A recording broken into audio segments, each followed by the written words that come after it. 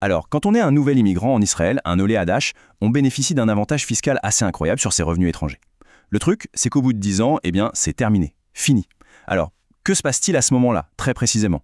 C'est la grande question et on va décortiquer ça ensemble. 10. Voilà, le chiffre magique. Pendant 10 ans, pas 1, pas 5, mais 10 ans, les nouveaux immigrants, ils n'ont ni à déclarer, ni à payer d'impôts sur l'argent qu'ils gagnent en dehors d'Israël. C'est, on peut le dire, une véritable lune de miel fiscale. Sauf que voilà, pour les tout premiers qui ont bénéficié de cette loi, le compteur est arrivé à 0.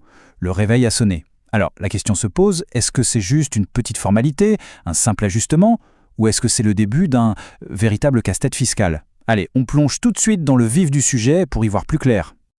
Bon, avant de parler des problèmes, il faut bien comprendre l'avantage de départ. C'était quoi, au juste, ce fameux cadeau fiscal? Qu'est-ce que cette exonération a vraiment changé pour les Olim Hadashim?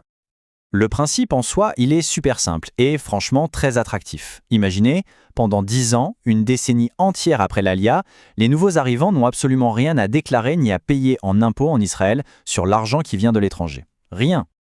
Et ce qui est vraiment dingue, c'est à quel point c'est large. On ne parle pas de 3 fois rien, ça couvre quasiment tout. Les revenus actifs, genre un salaire que l'on touche de l'étranger, les revenus passifs, comme les loyers, des dividendes, et même les plus-values, vous savez, la vente d'un appart, d'actions, bref, le paquet complet. L'avantage est juste énorme. Alors, un petit retour en arrière pour le contexte. Cette loi, elle a été votée officiellement en 2008. Mais, et c'est là que c'est intéressant, pour que ça ait un maximum d'impact, ils l'ont rendue rétroactive pour tous ceux qui sont arrivés depuis le 1er janvier 2007. Du coup, le calcul est vite fait. Pour cette toute première vague d'immigrants, 2017, c'était la fin de la récré. Et c'est précisément là que ça commence à se corser. Parce que la fin de cette exonération, ce n'est pas juste une ligne sur un calendrier. Non, ça révèle ce qu'on pourrait presque appeler un piège.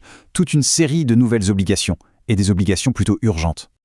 C'est un fait, c'est acté. Depuis 2017, les premiers immigrants qui ont profité de cette loi ne sont tout simplement plus protégés par ce bouclier fiscal.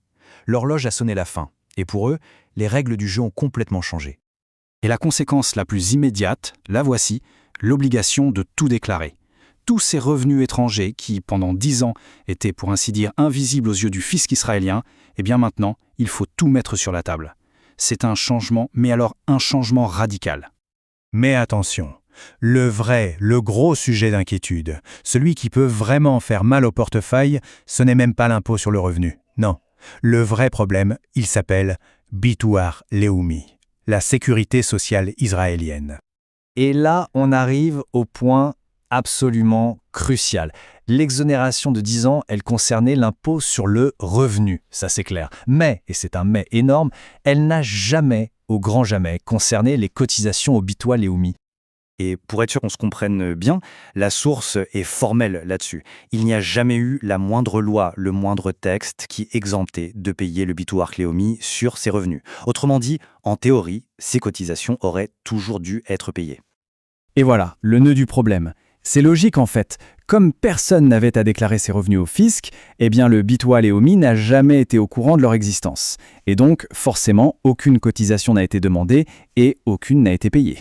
Ce qui nous amène tout droit à la question qui fait un peu froid dans le dos. Maintenant que ces revenus doivent être déclarés, est-ce que le Bituach Leumi peut se retourner et dire « Attendez une minute, il manque 10 ans de cotisation, vous nous les devez ». Et la réponse, malheureusement, c'est oui. Le risque est tout à fait réel. Le contrôleur d'État a d'ailleurs lui-même pointé du doigt cette faille. On parle d'une facture qui pourrait être énorme et qui risque de prendre beaucoup de monde par surprise. Et ce n'est pas tout. Au-delà de ce gros dossier du Bituach Leumi, la fin de l'exonération fait remonter à la surface tout un tas d'autres zones de flou, d'autres complications potentielles. Et ça, il faut vraiment les avoir en tête. Regardons ça. Par exemple, la date de l'Alia. Un point qui peut paraître anodin, mais est-ce qu'un long séjour comme touriste juste avant l'installation officielle pourrait être requalifié? C'est une question. Autre point chaud, le statut des sociétés étrangères. Si une boîte est dirigée depuis Israël, est-ce que le fisc pourrait la considérer comme une entreprise israélienne? Si c'est le cas, adieu l'exonération et bonjour le risque de double imposition. Ce sont des détails très techniques, mais avec des conséquences qui peuvent être vraiment lourdes. Ok, le tableau est, disons, complexe. Alors face à tout ça, la question c'est, concrètement, on fait quoi? Assez parlé des problèmes, passons maintenant aux solutions, à la marche à suivre. On peut résumer ça en 3 étapes essentielles. Primo, vérifier sa date d'Aleya officielle. Il faut être absolument certain du point de départ du décompte. Deuxio, analyser, vraiment passer au peigne fin toutes les sources de revenus étrangers des 10 dernières années. Et tertio, le plus important, ne pas attendre que les problèmes arrivent. Il faut prendre les devants et se mettre en règle avec les autorités. Alors, qui est concerné en priorité? Le message ici est très clair. Toute personne qui a fait son alia avant 2008, et tout particulièrement ceux de la vague de 2007, doit, je dis bien, doit examiner sa situation fiscale. Et pas demain, maintenant. C'est vraiment le moment de ne pas jouer la montre. Parce que l'enjeu, il est de taille. L'avertissement est sans appel. Si on ignore ces nouvelles obligations, on s'expose à de très lourdes sanctions et à des amendes qui peuvent faire très, très mal. Pour conclure, on voit bien que cette échéance des 10 ans, c'est beaucoup plus qu'une simple date sur un calendrier. C'est un vrai tournant. Et ça laisse une question en suspens.